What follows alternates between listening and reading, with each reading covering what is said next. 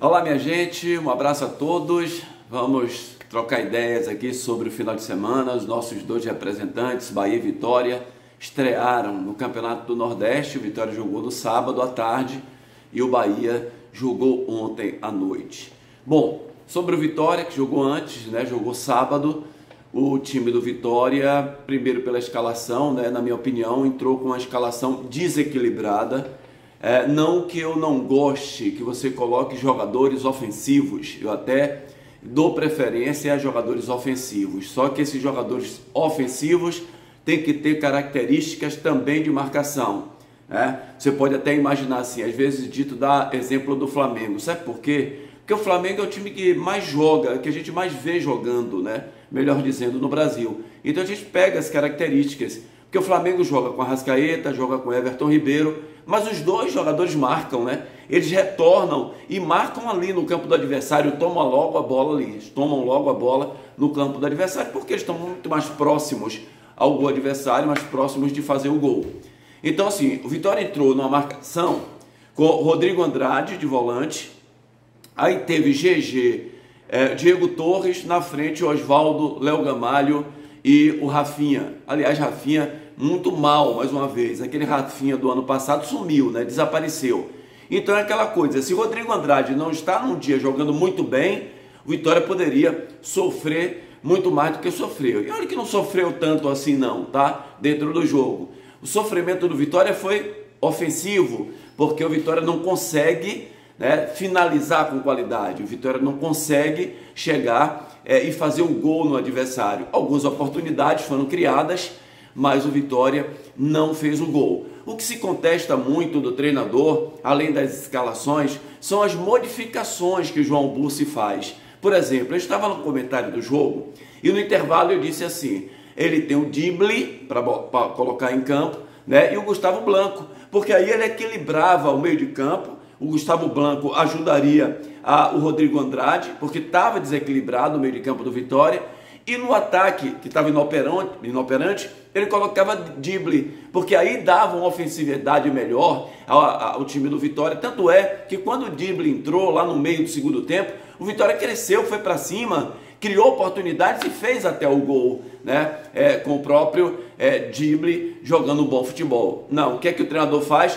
Coloca Eduardo no intervalo. Gente, não dá, sabe? Com todo respeito, Eduardo é um jogador que eu digo sempre assim, é um jogador que tem técnica. Uma hora ou outra, ele demonstrou no Vitória uma qualidade, principalmente no chute de média e longa distância, que era a melhor qualidade dele, o melhor fundamento dele. Mas nunca mais Eduardo jogou futebol, gente. O jogador de futebol ele tem que ser útil para o time e ele não está sendo. Então, bastante contestado. O técnico João Bussi está mantido até o jogo do Doce Mel. Aí o que é que a gente imagina?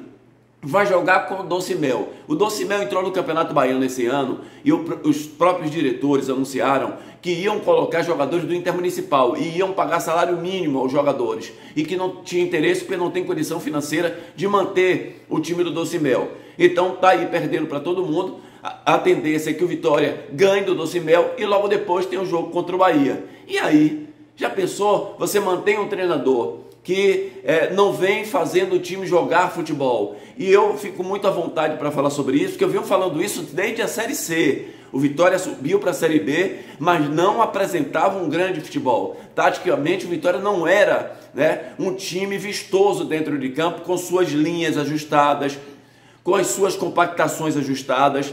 Não era esse Vitória que a gente via. Então, é uma situação complicada, a gente sabe que é complicado para a diretoria do Vitória, que tem que pagar multa ao treinador, se demiti-lo. Além disso, o treinador tem que assinar um documento para que o Vitória possa trazer um outro treinador. É complicado, mas é o que está aí para hoje. O Vitória tomou um empate do time do Santa Cruz dentro de casa, um resultado muito ruim, portanto, em jogos valendo 3 pontos, tirando, é claro, pré-Copa do Nordeste, o Vitória não conseguiu vencer nos 4 jogos, 3 pelo Baiano e 1 jogo pelo Campeonato do Nordeste.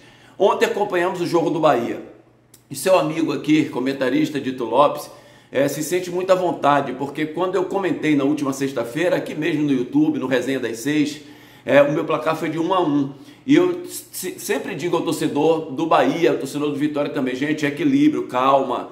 Não coloque essa expectativa de 100%, pelo menos por enquanto. O Bahia está se arrumando, o Bahia está se ajustando, falta meia. Repare que quanta falta fez um meia ao Bahia no jogo de ontem, né? O Bahia criou algumas oportunidades, criou sim 3 ou 4 grandes oportunidades de marcar o gol. Eu falo grandes oportunidades, aquela oportunidade de fazer o gol. Teve um pênalti a favor? Teve, desperdiçado pelo Mugni, bateu mal. Pênalti não se bate a meia altura, o goleiro está caindo, é no caminho do goleiro, o goleiro pega a bola, se ele cair no canto certo, o Mugni não bateu bem o pênalti, o Bahia poderia ter feito 1 a 0 ali, poderia abrir mais o adversário, poderia ter tido mais sucesso, mas o time do Sampaio Corrêa, que foi inferior ao Bahia, inclusive no primeiro tempo, no segundo tempo teve chance de fazer 2 a 0 no Bahia, Pimentinha arrasou ali pelo lado direito dele, mas assim, o Bahia não fez um grande jogo, né? Aquele jogo vistoso e tal, e tem desculpa do campo, porque já pensou, gente, se todo o campo que o Bahia for jogar for o campo tipo Arena Fonte Nova, né? Campos tipos das arenas pelo Brasil, não vão ser. O Bahia vai pegar campo pesado e o Bahia tem que se adaptar a isso. Até nos treinamentos, o Bahia tem que buscar locais para treinar em campos dessa maneira. Quando for jogar na semana de jogo em campos assim. Campeonato Baiano, por exemplo, vai ser assim. Então, o Bahia sofreu e aí que a gente volta a falar novamente da lateral direita do Bahia. Cicinho precisa estrear. Acho que o Bahia vai ter que contratar um outro lateral. Cicinho tem 34 anos, Borel não dá. Com todo respeito ao lateral jovem do Bahia, não tem condição. O Everaldo, muito mal no jogo de ontem. Aliás, são 3 jogos do Everaldo. Ele precisa dar uma resposta ao torcedor. Eu sei que ele estava de férias, início de temporada, não conseguiu entrar em ritmo de jogo ainda. O Biel errando muitos passes. Daniel estava no banco, isso tira a velocidade no meio de campo do Bahia. Segundo tempo entrou, mas já era tarde, já não deu para conectar. O Jacaré entrou muito mal também no jogo de ontem. Então assim, é aquela coisa que o Mister fala, né? O treinador do Esporte Clube Bahia.